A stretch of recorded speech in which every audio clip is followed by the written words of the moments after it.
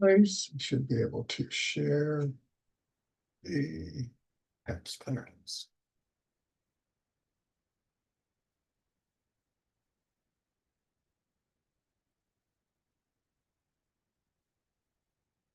All right. That actually didn't cause too much trouble today, which is always nice.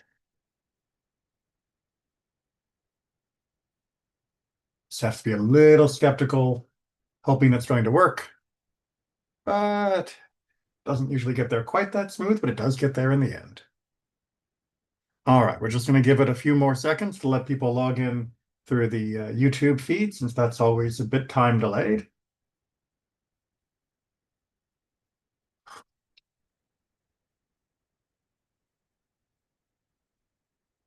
Sorry about not being able to run the study last Wednesday. I hope everybody still had a good look through the parasha on their own or with each other. But today we are going to pick up at the end of the book of Vayikra. Here at the end of Leviticus, we have a number of very interesting topics, but the one that we're going to look at for our focus today is the dedicatory process. Now, we've looked at other dedications throughout the book of Vayikra, where if a person is designating an animal for a sacrifice, that there is a certain, not just ritual that goes through, but a certain sanctity that attaches to the creature. And that then means it is beyond use for anything else. And so it becomes a special type of status. Well, what we're dealing with here in Leviticus 27 is a different type of dedication. This is a dedication where you are making a donation. It's not that you're dedicating an animal because it's a well-being offering or because it's a sin offering. This is making dedications. We're going to start off with animals, but that's not the only variety, where you're making a dedication of a creature or its value, or the value of some other property, or even the value of human beings in a very technical sense, not the infinite value, of course, which we all have, but a technical sense, as a way of making a contribution, a donation to the Mishkan itself, and then later the temple. And as you can imagine, it can get a little complicated. So we're going to go through a little bit of that complication, but then we're going to see how, as so often is the case in passing, the Torah makes a refinement to our understanding, which if we didn't take the time to study it, as we try to do, we might have missed a very important aspect of what does it mean to give and how one goes about doing so beyond the confines of the ancient temple and Mishkan. So with that as a warm-up, we're just going to dive in at 11. Obviously, the rest of the chapter and the entire rest of these two parshiot are very important, but we never have time to go through it all. So we get a little running jump just so we can see in context our focus. Chapter 27, verse 11.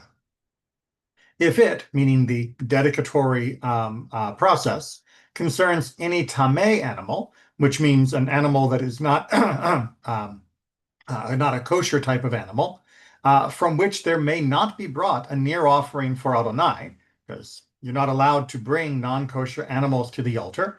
Not only can they not be eaten, but they also can't be used as sacrifices. The animal is to be stood before the priest. So you bring your horse, which is not a kosher animal, could not be eaten, cannot be eaten, and could not be used as a offering. And you want to nonetheless dedicate this animal for the Mishkan. Well, you show up, you have your horse on its tether, and you bring it in front of the Kohen. And the priest is to make an assessment for it. Now, this Erech vow is the theme of the entire chapter, where there is an estimate of what exactly is the value of the creature that you are using as the benchmark for what you wish to donate. So they'll make this assessment for it between good and ill, meaning they're not going to overinflate the value of the creature. They're not going to underinflate it. They will take it into account exactly as it is, according to your assessment by the priest. Thus shall it be. So they say it is worth 5 shekels. It's worth 5 shekels. And then, if he wants to redeem it, yes, redeem it. he is to add its fifth part to your assessment. So if you bring this horse in and they say it is worth 5 shekels, and you say, great, here's the horse for you. Perfect. The horse goes into the service of the Kohanim. They can do with it as they wish. But the more likely case is that you will redeem the horse, and that means you will then give them 6 shekels, the five that it's valued, plus a 20% redemption fee, if you will, to add to the initial five, which of course would get us to 6 shekels in the end. Now, onward, we see that this involves more than just animals, because a horse, it's easy to hand over. Other things are a little more complicated. Now, a man, when he hallows his house, he is dedicating this house to the service of God. It is becoming kodesh itself, sanctified. That's the word I'm looking for in English. Then, if he hallows this house as holy property to Adonai, the priest is to assess it between good and ill. As the priest assesses it, thus shall its cost be established, just like we saw with the animal. And if the one who hallows it would redeem his house, he is to add a fifth part to the silver of your assessment, and it shall remain his. Same exact rules as we saw for the animal. So the house could go into the service of the Kohanim, in which case you would get a tax receipt for your donation equal to its value as assessed, or you could redeem the house, but in doing so, since it had become dedicated, you now have to give that 20% on top of its original assessment as a gift to the Kohanim. Hopefully that is quite clear. Verse 16, if from the field of his holding any man hallows part of it to Adonai, your assessment shall be according to its seed requirement. The seed requirement of a homer of barley, 50 silver shekels. So here it was a little bit easier to come up with what is it worth, because you could know what it would produce. That is to say, there was a different assessment of just, well, how productive is the land? How much barley would you get in this? How much for a homer of barley? And that would then tell you for each homer that you could get from this land, its price, its value would be 50 shekels. If, as on the year of homebringing, that is to say the Jubilee, he hallows his field, as your assessment, its cost will be established. So if you're doing this on the actual year of the Jubilee, at which point all land is returned and sort of neutral, zeroed out, if you will, then that's what we just described.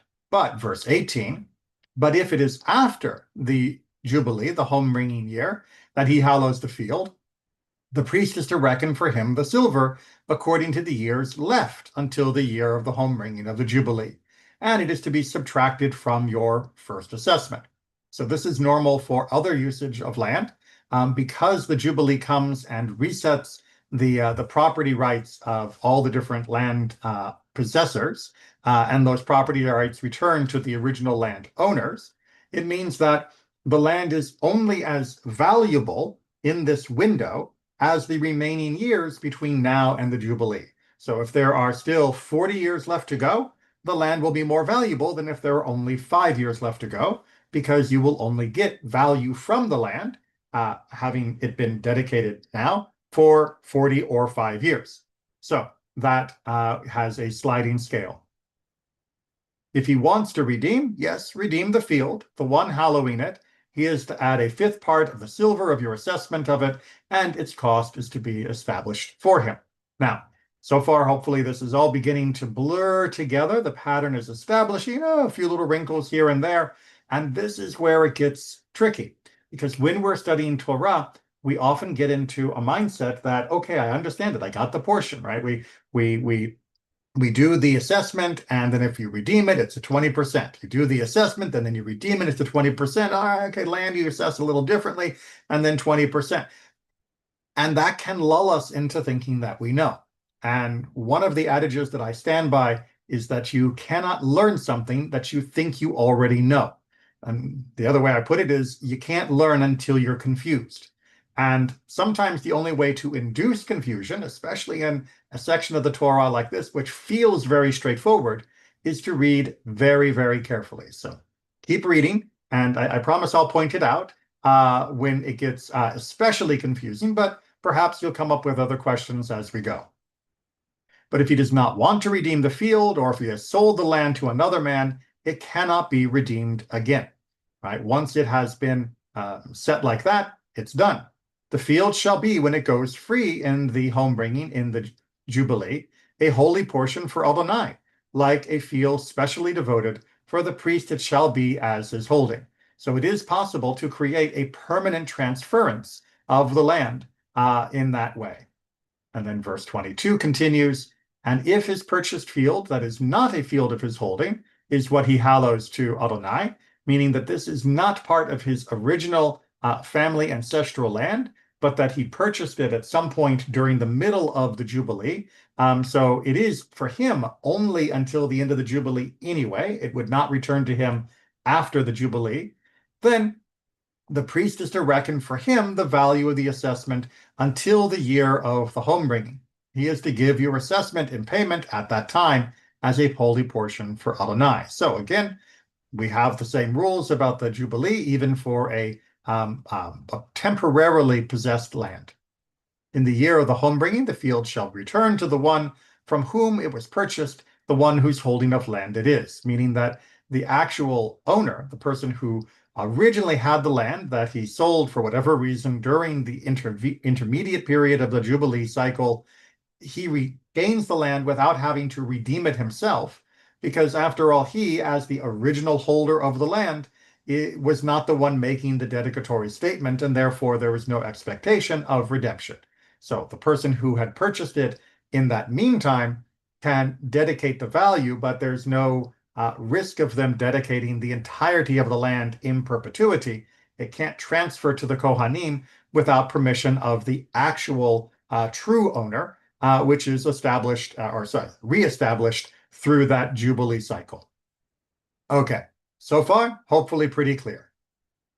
All your assessments are to be according to the holy shrine shekel, 20 grains being the 1 shekel. Just making sure that we're using the same currency is essentially what's going on here, so that people are clear of exactly what they have to bring for the assessment that has been made.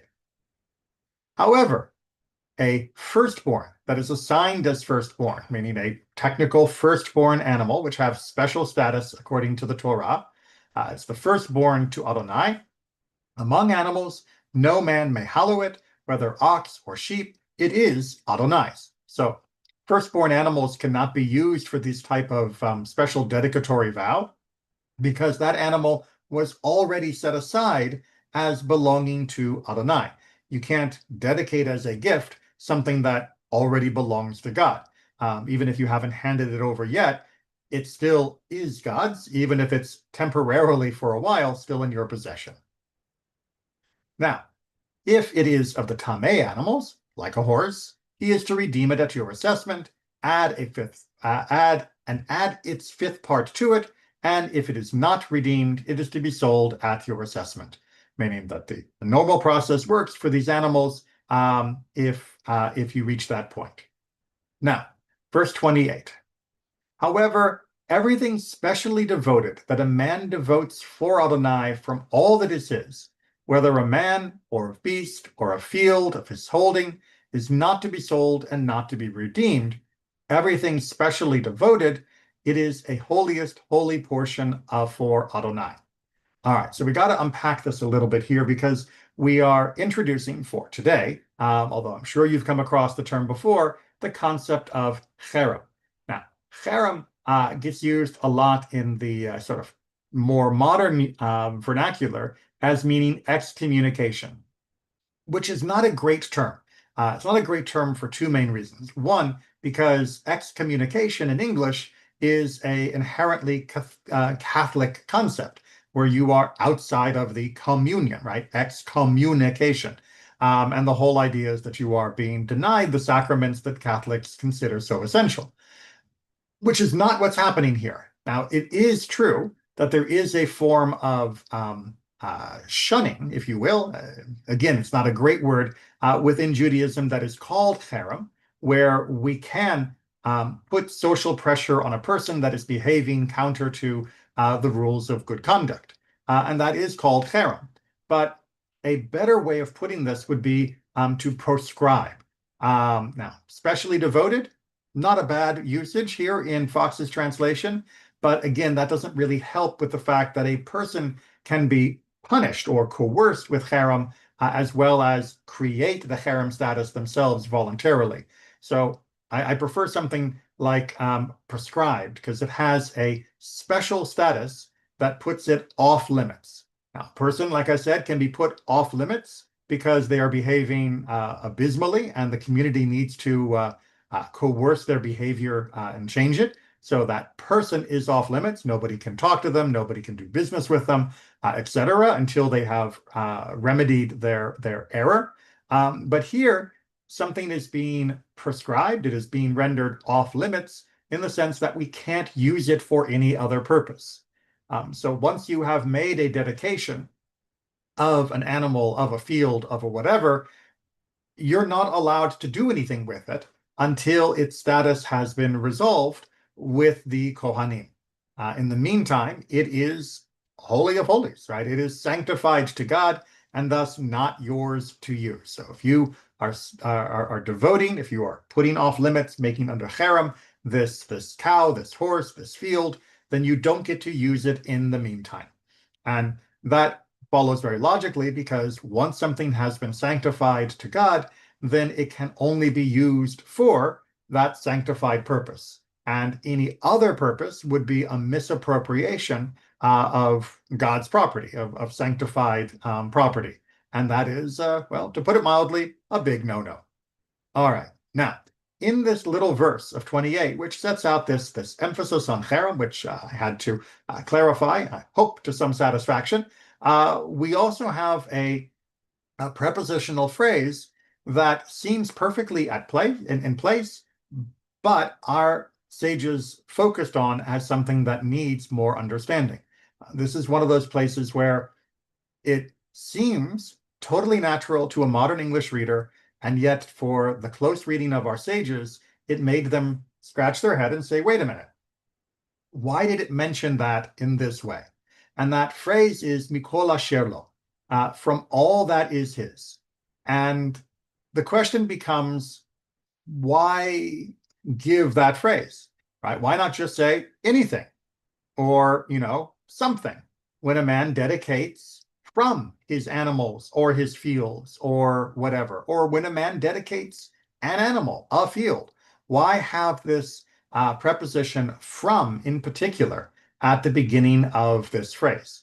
Why be telling us that there is something going on by using a preposition that the sentence could work even if it weren't there? And I know that sounds nitpicky. And I know many people, when they are studying midrashic analysis of the Torah, will often go, "Oh, come on, making mountains out of molehills. You're stretching this. You're inventing things." But I will remind you that one of the fundamental principles of Judaism, and especially Rabbinic Judaism, is that God, as the author of our text, has an infinite vocabulary and an infinite method of expression. That God could have phrased any of the sentences in Torah however God wished to phrase them. That it wasn't because God lacked the creativity or lacked the authorial skills to come up with other presentations. It was because this particular creation would convey meaning that its alternatives would have missed. And so that means it then behooves us to dig into that meaning to find out what has been added from a particular phrasing. So anytime you're come across a phrase and you think to yourself, that could have been said differently. And to me, it doesn't feel like it would have made a big difference. But if it would have made any difference, what difference would it have been? Chances are, if you're able to identify parts of the text like that, that our ancestors did as well, and that they have plumbed them to their depths to try and teach us the insights. So let me go ahead and try and prove that to you by jumping into our commentary. Oh, hold on a second. And what was that noise? Dear, I got a noise. Nope, it wasn't the chat. Okay. We will go ahead and continue that. Uh, oh, strange. Uh, don't know what that beep noise was, but you know what? There's a billion different notifications that can sometimes jump up, so we'll just assume that it was one of those things. All right, so we are going to be looking at the view of this concept through the lens of Rambam. In particular, we are in Mishnah Torah. As you'll see, I made sure to include the footnotes of what he is drawing this from, so that you'll see that it was not his interpretation, but this is his presentation of the rabbinic interpretation that predated him by about 1,000 years. So, in Rambam's Mishnah Torah, where he is talking about this particular type of dedication, he will explain a person should never consecrate all of his property or designate it as a dedication offering. A person should never consecrate all of his property. That is what he is trying to derive now. Where would he get that rule? Well, a person who does so violates the Torah's guidance from our verse, which speaks of a person designating a dedicating offering from all that is his. All right, so that little mem that is perched in front of that phrase, I'll go back and point it just in case you missed it, mi kol asher lo, from all that is his. Well, that from is distinguishing it from all that is his, meaning that when a person makes a dedication, it can only be a part of the whole. It cannot be all of that that the person owns. From, by grammatical syntax, means that it is a lesser part, right? I ate from the cake means I ate a portion of the cake. I ate all of the cake means I ate the whole cake. So that tiny little word here, just one prefix, one letter prefix, is actually doing an awful lot here, because Rambam is telling us that the rabbis told us that we are only allowed to dedicate some of what belongs to us, that we are not allowed to dedicate, to designate as holy, to give away all that belongs to us, as our sages explained in Arichin 28a. This is not piety, but foolishness, for he will lose all his money and become dependent on others. So the rabbis highlight that you're not considered to be a wonderful, pious, and devoted person because you have sold your house, sold your car, sold your business, sold all your clothes, sold all your food, and then taken all that money and given it to the temple, or given it to the synagogue, or given it to the poor, or anyone else. But this is not considered to be the height of piety. This is foolishness. We do not have a monastic tradition within Judaism for precisely this point, because when you do so, you are not just giving to others, you are in fact making yourself dependent on others. And as we're going to see, that is considered to be an off-limit choice within Judaism, that you may end up dependent upon others, and that will definitely be part of our conversation today, but to voluntarily take everything you own and give it, even for a good cause, to some other person or some other institution, rendering yourself penniless, is in fact prohibited. That this is not a sign of piety or of saintliness or of selflessness. This is in fact considered foolishness. And yes, Judaism does have this concept that sometimes people will confuse what is considered pious, what is considered to be a great sign of devotion, and what is just plain stupid. And this is one of those points. But let's expand and explore this concept. So we should not show mercy to such a person, somebody who gave away all of their property. In a similar vein, our sages said, here in Sota, a man of foolish piety is among those who destroy the world. Instead, a person who distributes his money for mitzvot should not distribute more than a fifth. And if you want to be at the top level of somebody willing to donate and help to others, that 20% of what of your wealth is where you should cap out. That giving more than that is running the risk of turning yourself into a dependent upon others rather than someone in a position that is capable of helping. Instead, as Rambam goes on to say, one should conduct himself as our prophets advised in the book of Psalms. He arranges his affairs with judgment, both with regard to matters involving Torah and worldly concerns. Even with regard to the sacrifices for which a person is liable, meaning that you actually are obligated to do, whether it be a sin sacrifice or for holiday sacrifices, the Torah showed compassion for a person's resources and dictated that the type of sacrifice be offered according to a person's financial capacity. We see throughout the book of Leviticus that many different sacrifices have a sliding scale, a progressive scale, that if you are able to, you give one animal, and if you're not able to afford that, then you give a lesser animal in terms of cost, and all the way down for many of them into a grain offering, which should be the most affordable and thus accessible to the widest number of people. So we've already seen that the Torah is not demanding that we bankrupt ourselves, even for things that we are obligated to do. How much more so should this be followed with regards to matter which a person is obligated only because of his vows? Meaning, if you are voluntarily taking on a vow of what I'm going to do, what I'm going to dedicate, what I'm going to give, well, if that which God commanded you to do taps out with this sliding scale, then all the more so what you are choosing to do should not be excessive, that it should tap out at this 20% additional amount or 20% amount of your wealth rather than any more than that for that reason. He should take such vows only in a manner appropriate for him. As Deuteronomy teaches, each man according to his generosity, according to the blessings of God your Lord, which he has granted you. Meaning that it is not the amount that you have given, but it is the way that you have given in relationship to what you currently have from the blessings of God.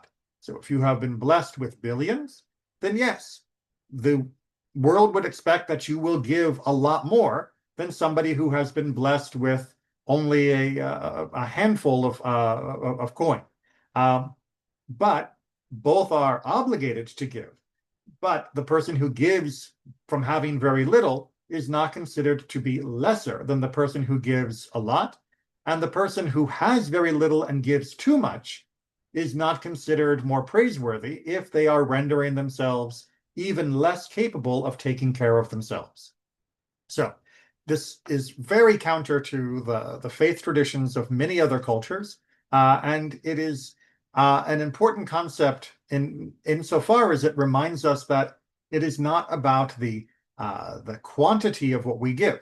That God is seeking that we participate, whether it be in the sacrifices, whether it be in these vows, or whether it be more commonly in this time and place in tzedakah acts, that we be inspired to give in a way that is in keeping with what we have received, not that we feel that we are obligated to give everything, rendering ourselves one more person now in need of future assistance.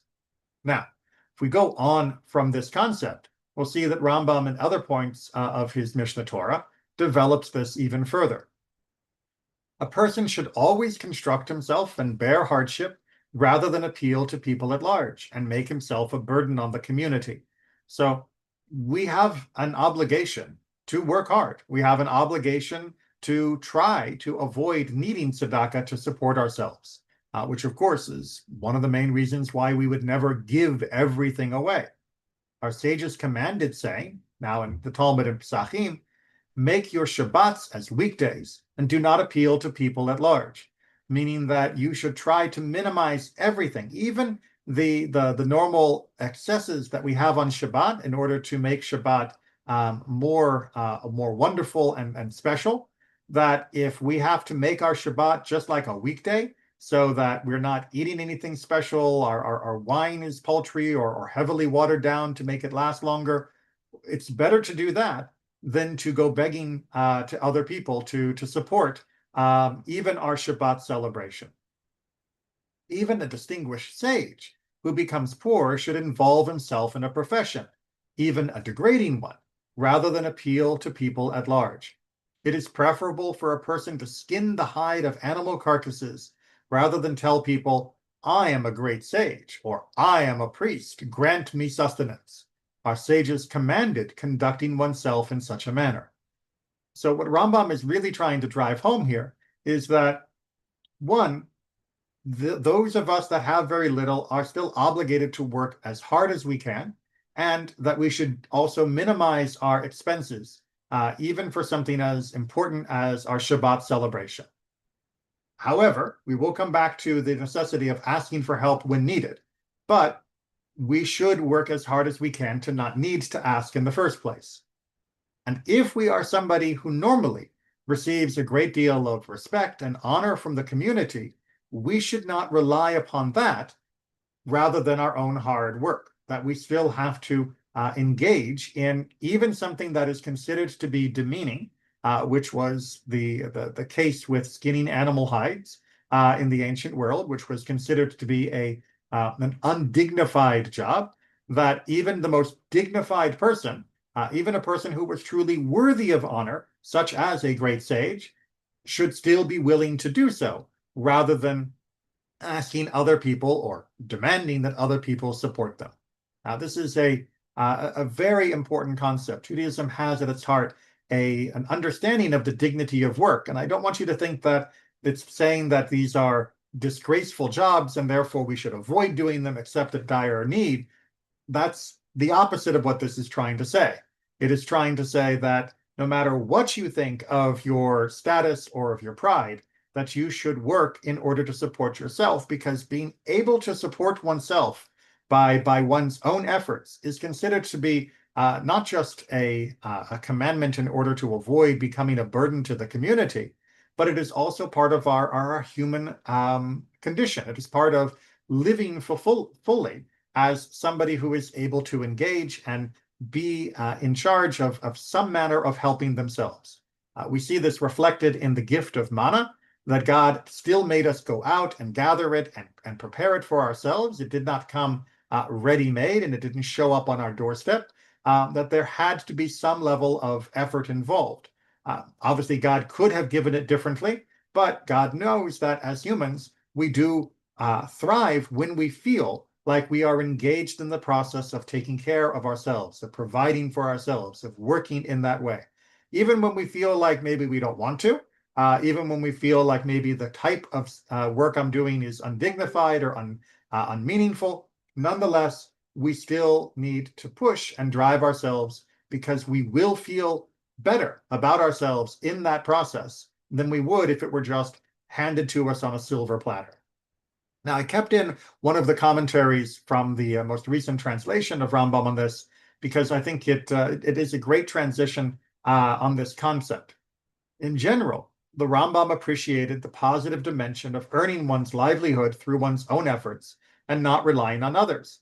In particular, he felt it was important for Torah scholars because it is forbidden to derive material benefit from Torah study, and by doing so, he disgraces the Torah in the eyes of people at large, meaning that it ends up looking like Torah is just any old job. Thus he writes, this time from Hilchot Talmud Torah, anyone who comes to the conclusion that he should involve himself in Torah study without doing work and derive his livelihood from charity desecrates God's name, dishonors the Torah, extinguishes the light of faith, brings evil upon himself, and forfeits the life of the world to come, for it is forbidden to derive benefit from the words of Torah in this world. And what Rambam is talking about here is somebody who says, look, just lock me in a room and give me my Torah and keep bringing me food, and that's all I'm asking. But that is not considered piety. That is actually considered more than foolishness. That is considered a desecration of what God wants from us. Indeed, it is a disfigurement of God in the eyes of the world. Now, this doesn't mean that somebody who studies and then teaches can't be paid for their teaching. Of course, somebody who is giving of what they've learned from Torah in a professional capacity is perfectly fine. But the idea that Torah should be just all that I do without any benefit to the community, without any involvement with the community, but just for my own personal lishma study in some idyllic ivory tower, that is what Rambam and the sages is declaring as being a problem.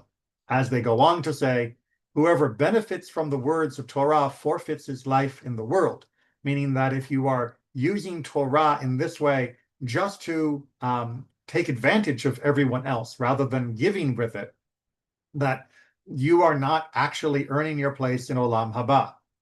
Also, they commanded and declared, do not make them a crown to magnify oneself, nor an axe to chop with.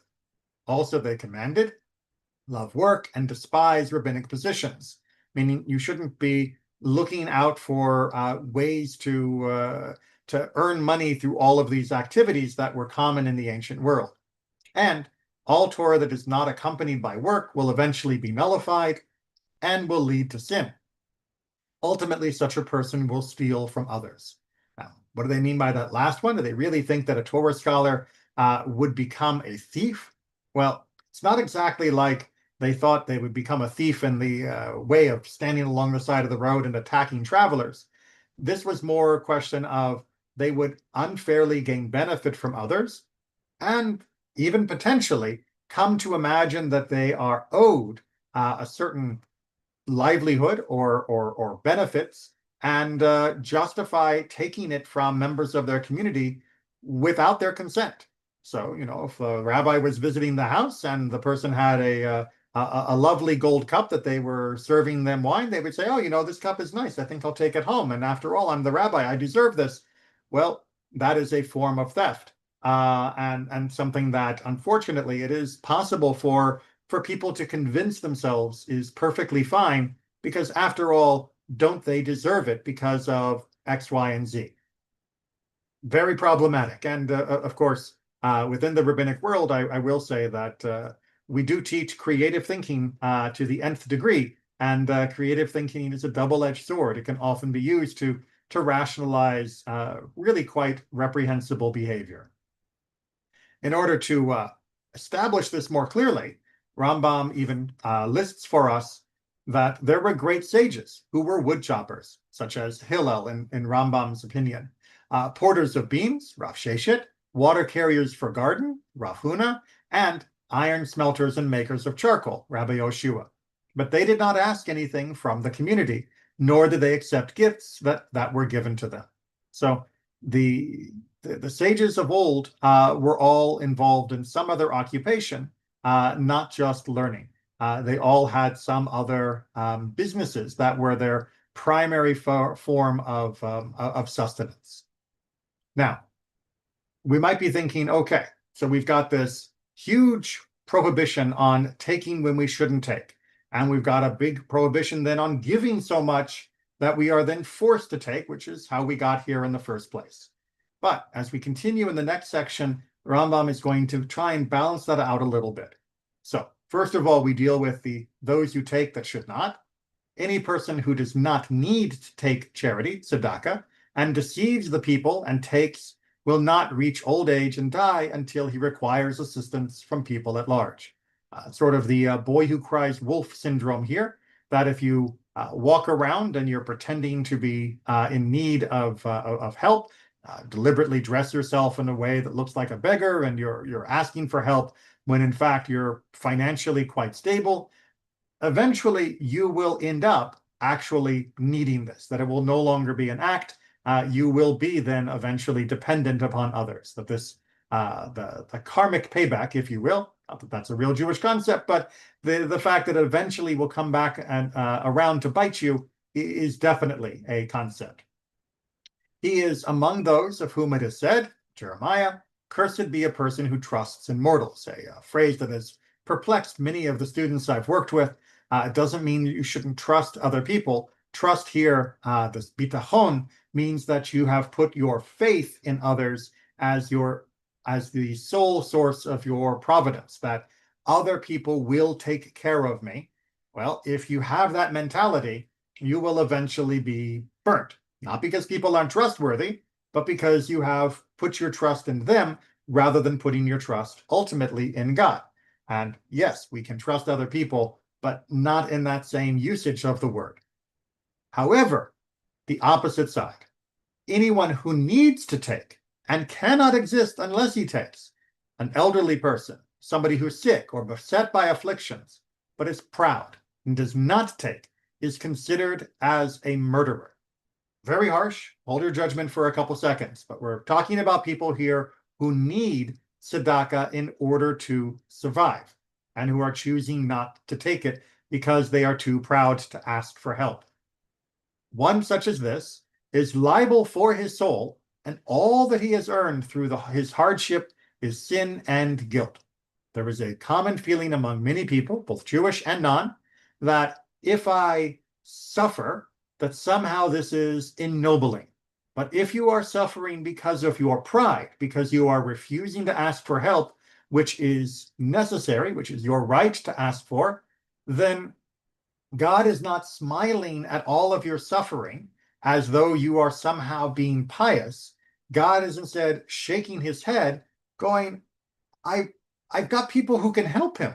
All you have to do is ask. Let them know you need some help, and it will happen. You're not being noble by refusing to ask for help. You're being stupid, and you're not being pious in this moment. You are instead being foolish. But anyone who needs to take charity but causes himself affliction and temporarily constrains himself and lives a life of difficulty so that he will not overburden the community, will not reach old age and die before he provides sustenance for others from his own means. Concerning such a person and those like him, it is stated, blessed be a person who trusts in God, as the counter version of Jeremiah. So we've got three different people here in this last paragraph. We've got person number one, who's a liar, who's a cheat, who pretends to be in need of tzedakah, of charity, but in fact could do just fine without it. That person is going to end up eventually in a bad place. They will really need help at some point. And then you have person number two. And person number two is somebody who legitimately, desperately needs help. And they really cannot sustain themselves in a proper level of food, of heating, and other types of necessities. But they choose not to ask for help because they're too prideful. They don't want to tell people they have a problem. They don't want to admit they have a problem. They don't want to feel like other people are taking care of them. Whatever that reason might be, that person is foolish for standing behind their pride rather than allowing others to help them. And then we have person number three. Person number three does need tzedakah, but they do have the option to dial back their lifestyle a little bit. They do have the option to make things a little bit tighter in the belt, to maybe cut back on some of their streaming services, to maybe downsize into a smaller house, to cut back on some of their eating out. All of these things are definitely optional in life, and cutting back on them is not actually creating harm to ourselves. It's not as though you're giving up on your housing altogether and living rough in the world, which will have a huge impact on your health. But you're cutting back, you're downsizing your lifestyle a little bit because you don't want to ask others for help. Well, person number three, they've got the right idea. Person number three is going to be okay. Eventually, their situation will stabilize. Eventually, they will be able to not only take care of themselves, but they will even be able to help others. And that is the position that we should aim for. Now, I know this might sound complicated and it might sound difficult, and it's much easier to say, oh, just, take help if you need help and don't take help if you don't, and give to everyone and give as much as you can. But Judaism has, as a derivation of all of our other teachings, a basic principle that life is not quite that simple and that we need a little bit more depth of understanding.